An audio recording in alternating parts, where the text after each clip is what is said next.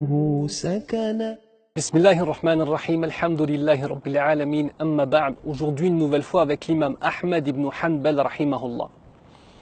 Nous sommes à une époque où l'imam Ahmed est connu dans toute la communauté musulmane et ne peut avoir un instant à lui. C'est impossible pour lui de partir dans un endroit et que personne ne le connaisse. Alors il part en voyage vers Sham. Sur la route, il trouve une mosquée dans laquelle il prie Salat al-Isha et il décide d'y passer la nuit. Donc il se dit, c'est une belle occasion pour moi, et si personne ne me connaît, et à l'époque il n'y avait ni Facebook ni Instagram, donc personne ne sait qui il est et personne ne connaît son visage. Donc ce qu'il décide de faire, c'est simplement, comme une personne anodine, un voyageur anodin, de dormir directement dans la mosquée. Mais qu'est-ce qui se passe? Au moment où il se couche pour dormir dans la mosquée, nous avons le gardien de la mosquée qui plus est a une carrure assez imposante, vient le voir et lui dit, qui es-tu, que veux-tu, sors de là. L'imam Ahmed rahimahullah tente de négocier et ne veut pas évoquer simplement le fait qu'il est l'imam Ahmed afin de pouvoir rester dans la mosquée grâce à cela. La personne lui ordonne de sortir. L'imam Ahmed s'exécute voyant la carrure imposante et le visage aux sourcils froncés du gardien. Alors il fait quoi? Il sort de la mosquée, il s'assied simplement sur les escaliers en se disant, je vais rester assis sur les escaliers de la mosquée afin d'attendre Salat al-Subh. Le gardien revient vers lui une deuxième fois. Il revient à la charge une deuxième fois et lui dit de partir, et cette fois-ci il se fait beaucoup plus menaçant, jusqu'au moment même de l'attraper par les pieds, de le tirer, de le traîner par les pieds. Et l'imam Ahmed de tomber sur le dos et d'être traîné. Un homme de l'autre côté de la rue voit cette scène, un homme qui est boulanger tout simplement. Il voit cette scène, il est pris de pitié pour l'imam Ahmed rahimahullah et l'appelle pour lui dire, écoute, ce que je te propose c'est que moi, toute la nuit, je vais faire du pain. Je te propose de te faire un petit coin dans mon atelier. Tu prends une petite couverture, il y aura les fourneaux. Et tu pourras rester toute la nuit, Inch'Allah, avec moi, au chaud, pour attendre Salat al-Subh. Il fait un bien, un khair envers une personne complètement inconnue. Et l'imam Ahmed de s'exécuter, trouver enfin un petit peu de réconfort. Donc il le suit. Et pendant ce temps-là, cet homme-là est en train justement de faire son pain.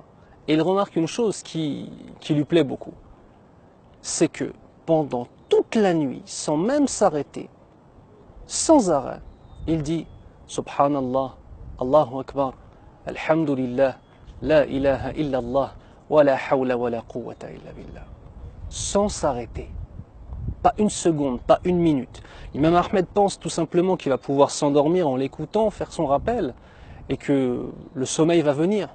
Mais il reste impressionné par le fait que cet homme ne s'arrête jamais de faire cela. Jusqu'à un moment où il accepte Enfin, malgré lui, il lui coupe et il lui dit, j'ai une question à te poser. Ça fait des heures et des heures et des heures que tu es en train de mentionner Allah Azza wa Jal, jamais tu ne t'arrêtes. Et l'homme de lui dire, non, effectivement, cela fait maintenant, depuis toute mon existence, que je fais cette chose-là, sans jamais m'arrêter. Puis l'imam Ahmad, rahimahullah, de lui poser une question très simple. Quel type de baraka Allah t'a donné en échange de cela? Vous le savez, si on a une action sans arrêt que l'on fait, et que cette action, on ne la délaisse jamais pour Allah Azza wa Jal, il y aura forcément une baraka. Forcément. Dis, quelle est la baraka qu'il t'a donnée? Écoutez bien. Et l'homme de lui dire, je n'ai jamais rien demandé à mon Seigneur sans qu'Allah Azza wa Jal ne me l'accorde. Sans qu'Allah ne me l'accorde.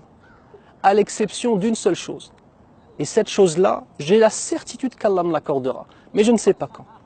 Et l'imam Ahmed, rahimahullah, de lui dire, mais quelle est cette chose qu'Allah ne t'a pas encore accordée et que tu as demandé? Il a dit, il y a un homme de science que je rêve de rencontrer. Et j'ai très souvent demandé à mon Seigneur de pouvoir le rencontrer. Qui est cet homme? Cet homme, c'est l'imam Ahmed ibn Hanbal. Et là, l'imam Ahmed de tomber en pleurs. Et de le prendre et de le serrer dans ses bras. Et de lui dire, Innaka min ibadillah salihin.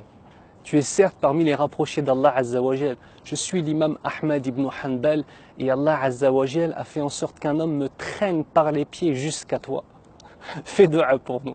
Masha'Allah, tabarakallah. Cette histoire, elle est importante parce qu'elle souligne plusieurs éléments.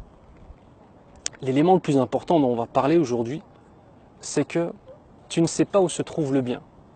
Et ce n'est pas forcément la personne la plus connue dans les adorations ou qui a l'apparence la plus pieuse ou alors que le plus de gens vont honorer qui sera la plus rapprochée d'Allah Azza wa Jal.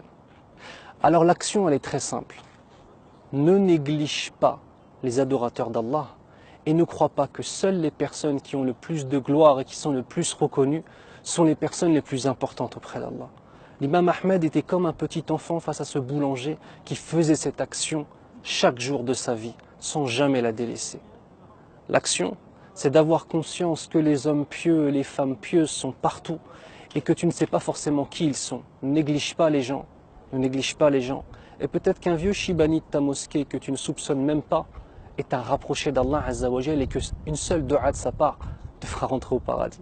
De la même façon, une hajja qui est anodine, de la même façon un enfant, de la même façon un homme que tu vois et qui fait plein de bien. Et Allah est témoin que j'ai rencontré tellement d'hommes de bien dans ma vie, mashallah, tabarakallah. Sur ce, je vous laisse avec cette action et je compte sur vous pour être des personnes qui vont appliquer, comprendre, Inch'Allah, et se réformer. Barakallahu fikum. Wassalamu alaikum wa rahmatullahi wa barakatuh. الدين لنا والحق لنا والعدل لنا والكل لنا الدين لنا والحق لنا والعدل لنا والكل لنا أضحى الإسلام لنا دينا وجميع كون لنا وطنا توحيد الله لنا نور أعددنا الروح له سكنا